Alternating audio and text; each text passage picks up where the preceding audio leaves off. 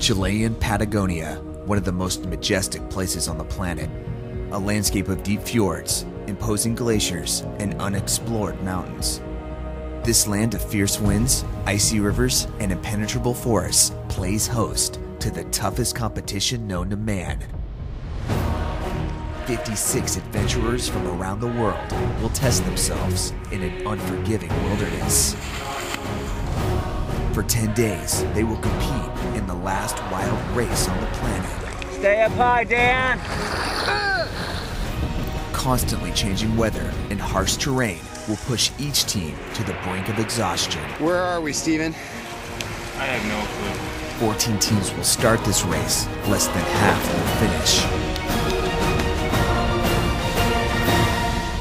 This is the ultimate eco-endurance challenge.